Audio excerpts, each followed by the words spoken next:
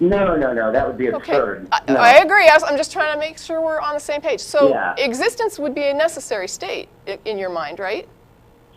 Existence, well, yes. Okay, all right. So if existence is a necessary state, then why does it need a creator or a beginning or something like that?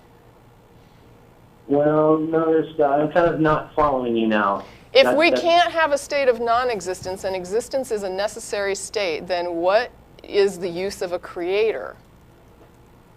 Well, if a creator exists, then that would be a state of existence. But what I'm saying is we have things that exist now, and I'm saying, like, for example, and I hate to get too far into this because I'm not, anyway, I don't want to even pretend I know anything about physics, but if you have, like, I'm going to throw out matter and energy, and I apologize to the physics geeks if I'm saying something wrong, but let's say you have, like, matter and energy or whatever it is, and it's there, and I guess what I'm asking is, why can't it always be there and always be changing?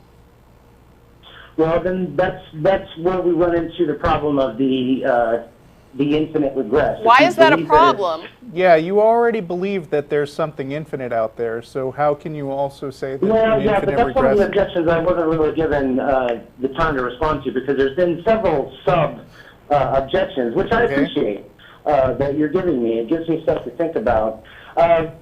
But if God is a timeless being, then he's not subject to an infinite regress. What if we just have a timeless nature that isn't subject to infinite regress? Someone, I suppose, could take in response.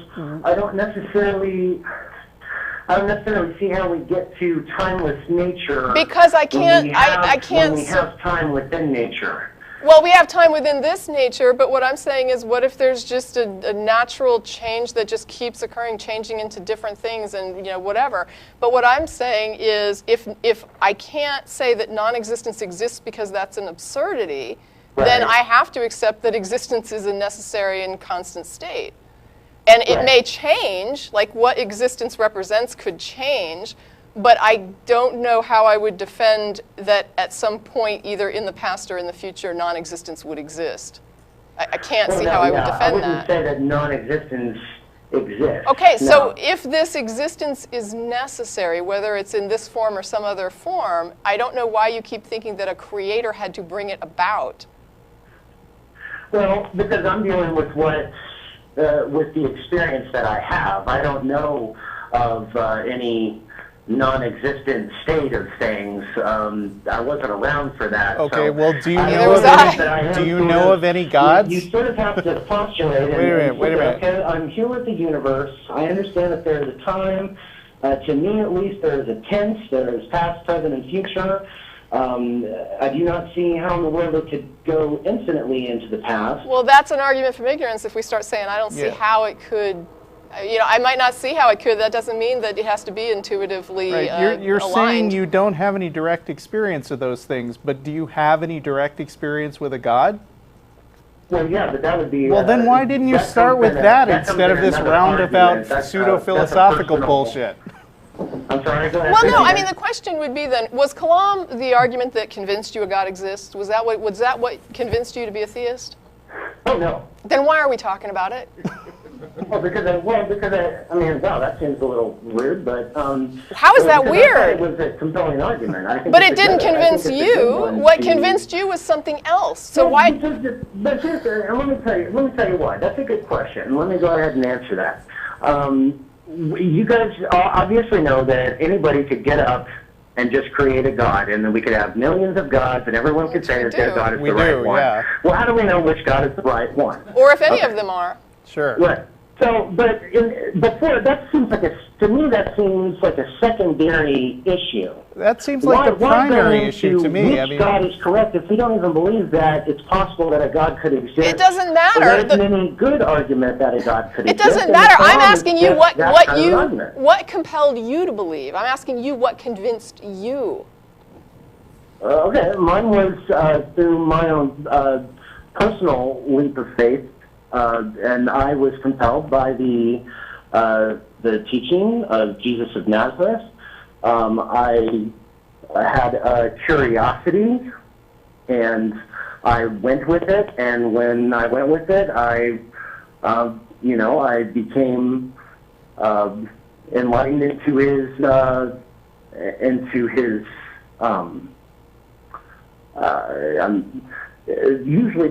I usually share this more in the form of a story, so it's hard to put it into basically. Well, I don't think we have time for that, but. Well, I guess what I'm asking, though, is what has convinced you that a God exists? Like, what is that thing that you are like, this is God? This is what I understand to be God.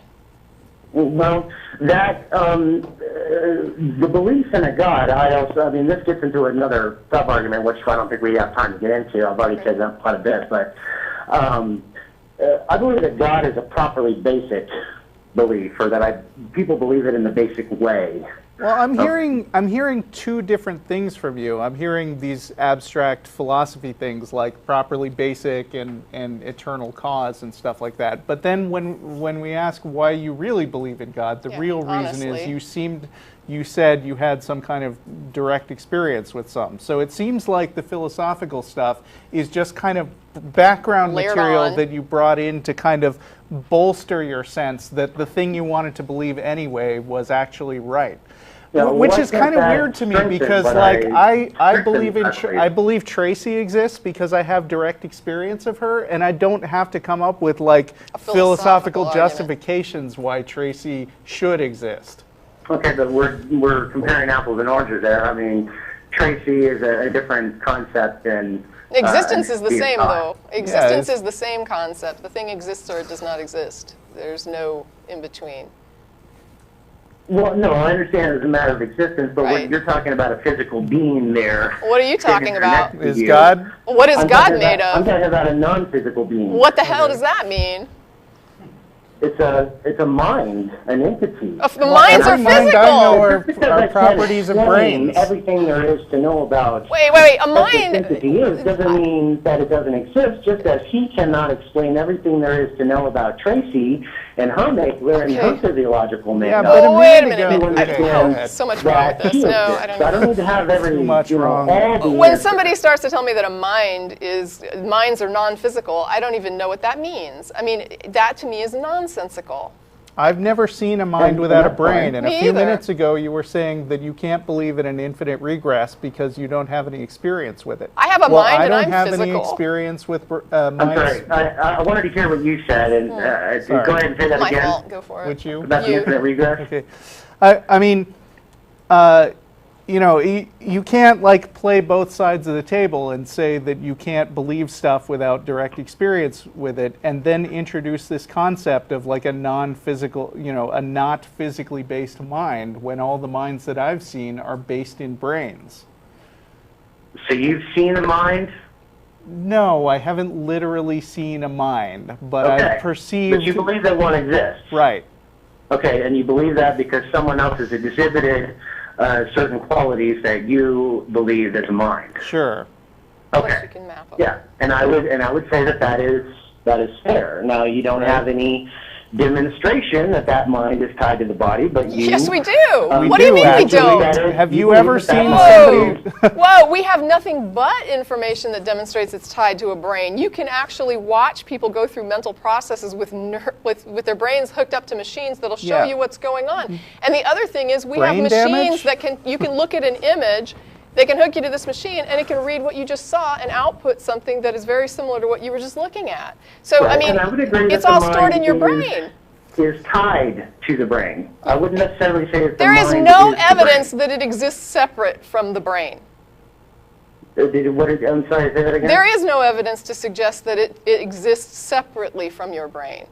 Every piece of evidence we have about the mind that is demonstrated is tied to physical activity in the brain. There is no other evidence of mind activity outside of a brain.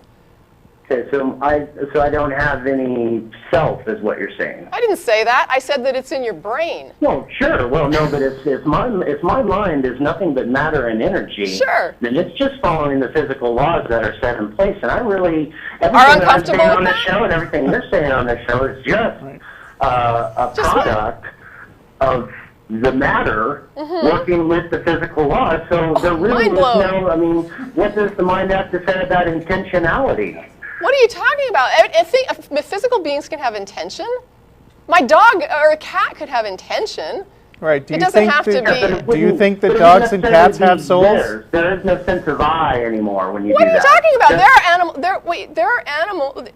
You're saying that you don't believe that a brain can create the self-awareness, which, in my opinion, is I don't even know why you would say that. Like, why Yeah, would what- you assert such a Okay, thing? and what is self-awareness? Can we examine that? You just said it's the self-referencing when you say I, and there are other species that exhibit this as well, that they understand Well, that their because existence. I say I doesn't mean that that actually exists. You are self-referencing, right? I can self-reference. I'm not going to play games with you here. We understand what you're talking about when you say I and me. There are parts of your brain that have to do with processes like running your kidneys, for example, that you are not aware of. Your brain has a lot going on, and there's this little Sure. part of it that it Sure. creates, that is this thing that you are, that is your consciousness or your self-awareness or your self-referencing, that is the conduit between you and the external world, between the brain and the external world. You're not really aware of the 100% of the brain that's going on here. You're aware of this tiny part of it. That's awareness. And that little part is not running the show, because you have all this other stuff that you're not aware of that's going on without your awareness. So to think that you are controlling your brain is arrogant, and I think incorrect. I think that you are a product of your brain. I may be wrong, but I think that there is no evidence to suggest that there's some sort of mental process happening that is divorced from your brain. Okay. Well, and I wouldn't expect you to adopt an idea like that, because that would be a really bizarre, atheist approach to say that you believed in something that was non-physical. Well, some people do. I've met people that believe in souls but don't believe in God. I know people that believe in reincarnation, for example, that don't believe in deities. But I guess I'm looking at this, and it's just like for someone to say that there can't be intent without non-physical existence, I don't even understand what that means. I mean, a cockroach will run away from me, and as far as I know, that's a completely physical being. It seems to have intent. Right, and also when we talk about whether things are physical or not, we have to make a distinction, that things which are patterns are not dependent on their specific physical medium. Like, for instance, the Bible can be written on paper, and it can be written in, hundreds of different languages, and it can be not written on paper. It could be stored in a CD-ROM and displayed on a screen, which is a completely different physical medium. Whether that thing is actually the Bible or not depends on sort of the structure of the way the letters are put together and how they're translated. So when we say things are physical or non-physical, I mean, really what we're talking about is that the mind is the pattern in a brain. Is a physical pattern in the brain. Essentially, I mean, to the same extent that the Bible is just a physical pattern on paper. Right. So then that's all I'm. That's basically where we had concluded. We started out with Kalam, and now we're getting into mind-body dualism, and that's fine. Right. But, and we don't believe in mind-body dualism any more than God. If the mind is just a pattern in the brain that is a physical entity that is subject to physical laws, then what is this I that I have any control to do anything? It's all just... Why do you think that can't be a physical result? I'm baffled by why you think that cannot be a physical result.